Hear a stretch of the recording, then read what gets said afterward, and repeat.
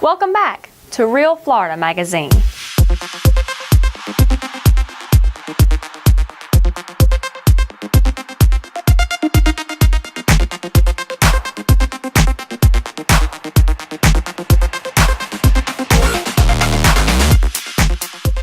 Welcome back. We're here today with Paul Goulding, the owner and CEO of the Goulding Agency. Today we're going to talk to him about his company, how he came to find it, and what he enjoys most about his line of work.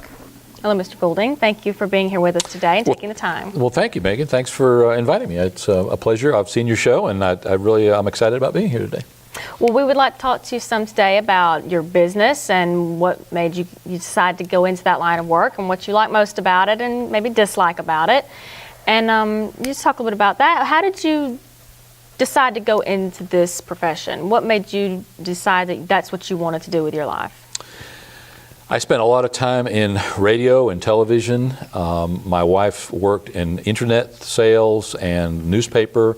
I was in marketing and public relations most of my life, and realized that media companies were a little bit disingenuous in the way they portrayed their clients.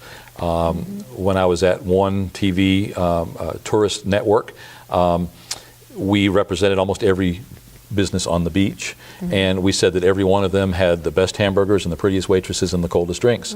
Well, you understand why we say that, but it's simply not true. There's some that are better than others. There are some that offer different things, and so we just decided that when we started our agency, we were only going to represent one client in any geographical area in any particular industry. So in this market, we only represent one bank. We used to represent a different financial institution, and they decided they didn't want to work with us anymore, so then we went and got another client in the financial industry. We work with the local hospital. If a hospital in another neighboring county came to us, we would have to turn them down because we work with this one. So by doing that, we can put all of our creative juices into that one client. So we can say the best things about them. We can use all of our creative toward that specific client. There are some differences. Obviously, it would be nice to be able to represent one restaurant, but at the end of the day, that's a little different situation. Everybody doesn't eat in the same restaurant every time. Right. So there's nothing wrong with having multiple clients in some categories. Retail stores would be one. Again, restaurants. Car dealers, there's competition is good. But for some of our major clients in some of those major industries, we decided that we would only represent one client. And so as their agency, we do literally all of their public relations, marketing, and advertising. So we would do their news releases for them. We would do their photography and their video clips. We'd produce their radio and television advertising, their print ads. We would place their media. So by placing their media, we go to a media company like a radio station or a TV station and buy advertising time. We get a 15% discount. So we save them 15%. So if they're paying us a fee, we don't mark that up. They actually get 15% more advertising by going through us. It helps to pay what they're paying us as the agency fee. So if a client buys a lot of TV, radio, newspaper, then they actually are able to self-fund our services by using our services because that 15% pays for us. Right. Or if it's a non-agency client, we can actually make 15%, so we don't have to charge them to produce their TV commercial. If you go to a TV station and want to run a TV commercial, they'll produce your TV commercial for you, but they'll generally charge you $350 to $500 for a 30-second commercial, maybe more. Well, you've got to pay that, then you start paying for the airtime. If you use us, we don't charge you for production. We will build your commercial or multiple commercials all for one price, and then we place your media. Again, that 15% generally pays for our services. So we can actually work for a client at no net cost to them. Right. If they're going to be placing media. We also, again, we've had a lot of experience selling all of their competitors generally, so we know what to push as far as hot buttons to promote this particular business compared to their competition. So we're very passionate about what we do, and I talk too much. I gave you way too long an answer to this question, but it's important that people realize the reason they should use our services is because I live, drink, and breathe this business, and I love it. It's a lifestyle, and we do so many different things that it never gets boring, and I'm easily bored.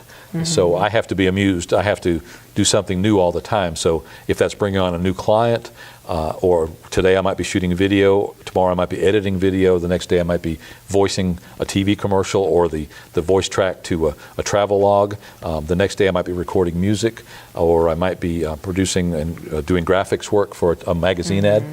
So by doing all those different things, it never gets old. Yeah. Well, you saying that you have a short attention span and that you like to keep it mixed, changed up a little bit. Is there anything that you like more than, everything else? Do you have like a favorite? You have a lot going on here, obviously. Is there something that you like, more than all the others, or something that you maybe dislike? Yeah, the thing that I like more than anything else is the thing that I haven't done in a while. So it's kind of like this rotating thing. In a perfect world, I would get to spend a day shooting video, and then I'd get to spend a day editing video, and then I'd get to shoot photos maybe for a day, and then I'd get to do graphics work for magazine ads, and then I'd get to record live music. But unfortunately, what happens is, or fortunately maybe, is that on any given day I get to do lots of different things, sometimes all of those things in one day. What we do as an agency, we decided that we wouldn't farm anything out. So typically an advertising agency, or very often, they don't really do any creative work in the agency. Right. They come up with some ideas, but then they go to the radio station or a video production company to produce that video. They'll go to a radio station to produce that radio commercial. They'll go to a graphics company to produce those graphics. They go to a web designer to produce their websites, or to a social media expert to do all of their Facebook and YouTube and Twitter. We do that stuff literally all in-house.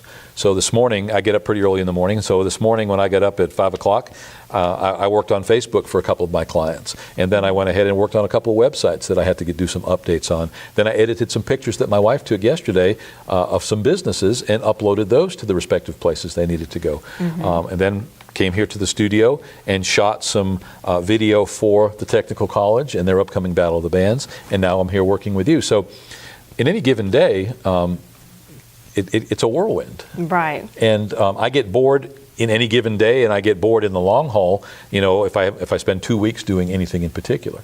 We represent most of the special events around here, so whether it's the Watermelon Festival or the Possum Festival or some of the state park events, we go to those, we take pictures, we shoot video, we do interviews. We get to highlight our clients who may happen to be a part of that event, and we get to highlight the event before in the way of commercials and radio spots and that sort of thing to promote, hey, come out to this year's Wausau Possum Festival. After the fact, we get to publish all the photos and all the video clips and interviews. If maybe there was a politician that we represent that was at that event, we make a special case of interviewing them, and then that becomes a part of their campaign. So we do what we call double and triple dipping. We try to do as many different things for as many different clients on every occasion. And if you look around, it's not hard to find those opportunities.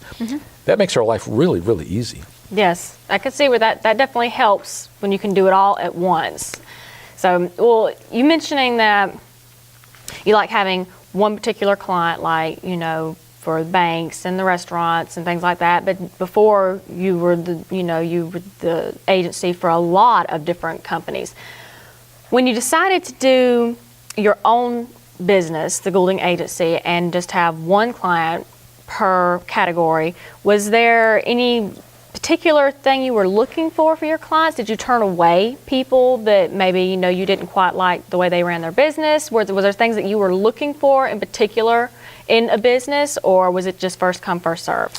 No, absolutely. In a perfect world, we get to choose who that client is going to be. We've fired clients in the past. Really? There's been 2 large clients that we fired, and that's hard to do, especially when you have to give back a $10,000 check, or you have to tell them, no, don't write that $15,000 payment.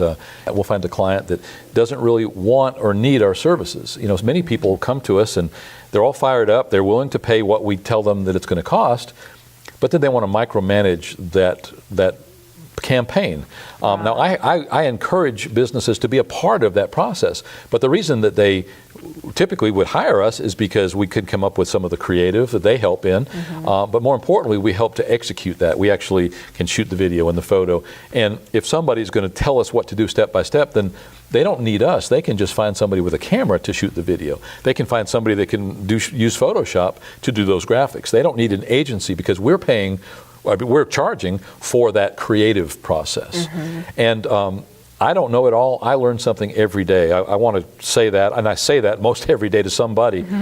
But between myself and my wife and our staff, we have a wealth of experience. And sometimes it's no sense recreating the wheel if it's something that's already been done. When I was in radio and I had to come up with a catchy commercial for a restaurant, I went back and looked at all the award-winning commercials that came before me, and I stole one and I made it my own. And people do that every single day. There's nothing new. What's the point of racking your brain for 3 days trying to come up with a new idea when you can find something that worked in another market or 10 years ago in the same market and simply steal that idea? And if it was catchy and it worked then, duh, why not use it now? It could work again. So there's that, and that's important to us. The other reason we may turn down a client is that they don't have the right stuff for us. It has nothing to do with the quality of their product, but it may be that we simply, again, won't be proud to represent them, or sometimes it might be that we'd rather have a different client, so we'll turn one client down, and hopefully with the idea in mind that this other client eventually will become a client of ours. Because we're in it for the long term. We'd like to think, even though it's not reality, that if a client becomes a client, that they will be a client forever. However, the reality is that it's a revolving door. So somebody will be a client for a year or 2 or 3, and then ultimately we've either taught them everything that we know so that they can go forward on their own. And in a perfect world, that's really what would be nice, because again, being that I don't have a long attention span, it would be nice to just have a new client with that challenge of making them successful. Right, exactly. Oh, well, that's understandable. Well, you say that you and your wife both run the business. How do you split it up? Is there a certain, do you handle, this side of the business, she handles the other side, and how is that split up? Well, my wife is the boss.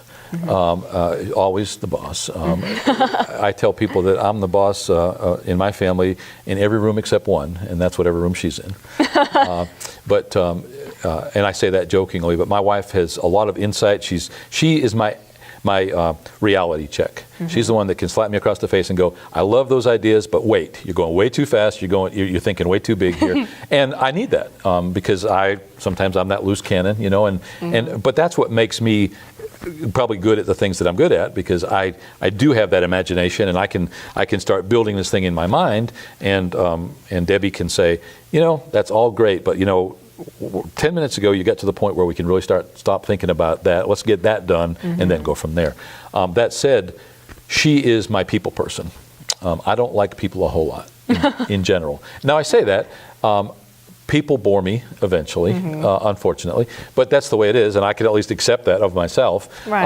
I like people, really, but a little goes a long way, and I'm kind of a mushroom. I'd rather be in a room, a dark room, doing production work than I would try to come up with conversation just for the sake of having conversation. Right. Sometimes, I'll be in the office and we've got a meeting or something to do, and I'll regret having to do it. Why did I make that appointment? Because I'm really being productive here. Now, she, again, is that stabilizing force that says, you got to get out more. You got to, and every time that I do go outside that comfort zone, we talked earlier about your comfort zone. My comfort zone is definitely that finite thing too. And when I get outside of it, I realize, wow, I should have done that before. So as much experience and many years as we've been in this business, again, I learned something about the business and about myself every day. And so this business has been really good about getting to know me better. And my wife helps that. She's that, again, that stabilizing force. And obviously, she's raised our family and does a great job now as a mother and a grandmother. So she brings all of that in her personality and in her people skills. And frankly, and very selfishly, when I have a client that may be a little bit hard to get along with for me, because I've got no tolerance for whatever it is, I'll just say, "Hey, have you met my wife?" And I'll ease away. So, Go talk to her. there's a place for everybody. Well, thank you so much for taking the time to talk with us today. Oh, you're welcome. I enjoyed it. It's been a pleasure. We hope you all enjoyed our time today with Paul Goulding, and if you're interested in learning more about Mr. Goulding, then check out his website on the screen. We hope you'll stay tuned for more. Thank you.